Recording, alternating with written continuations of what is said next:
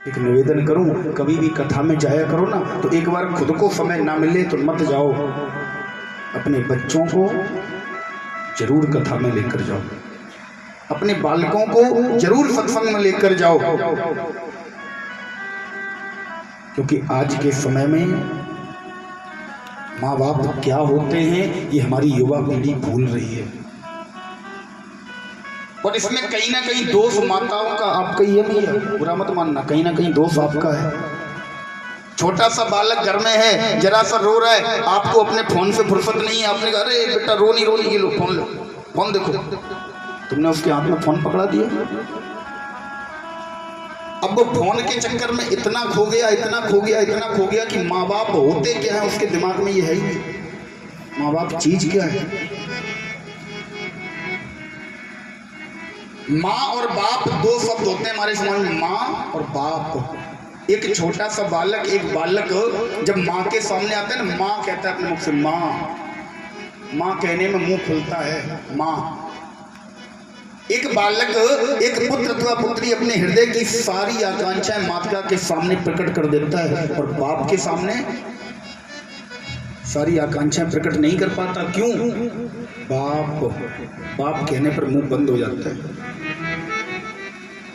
बाप के सामने सारी आकांक्षाएं प्रकट नहीं करता, माँ के सामने सारी आकांक्षाएं प्रकट तो कर दी। अब माता ने अगर थोड़ी सी सह दे दी, हमारे गुरुदेव भगवान कहते हैं अपने बालकों को कार भले ही मत दो, सुख सुविधाएं भले ही मत दो, लेकिन संस्कार दे दो।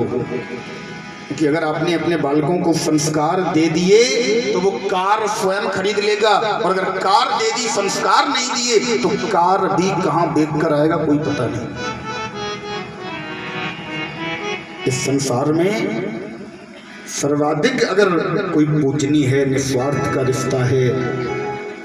और माताओं, आज जब आत्मदेव के ऊपर धुंधकारी ने हाथ उठाया तो आत्मदेव जी के सामने धुंधली कुछ बोली नहीं। क्यों? क्योंकि इसने प्रोत्साहन दे दिया, याद रखना एक दिन नंबर आपका भी आएगा। ऐसे बालकों को, ऐसे पुत्रों को, ऐसी पुत्रियों को चुल्लू भर पानी में डूबकर मरने की भी जरूरत नहीं है।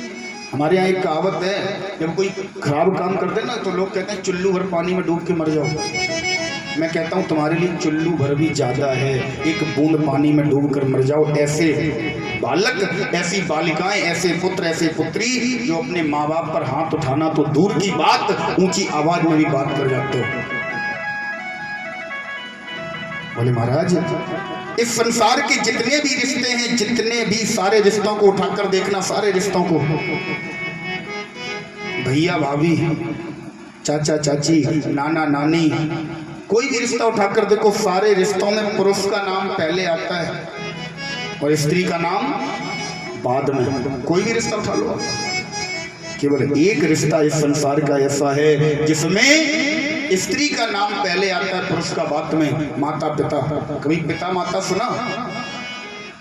कभी किसी को कहते हुए सुना बोले पिता और माता? नहीं, माता पिता। कभी किसी को कहते हुए सुना बाप माँ? नहीं, माँ बाप। स्त्री का नाम पहले आता है, पुरुष का बाद में। क्यों?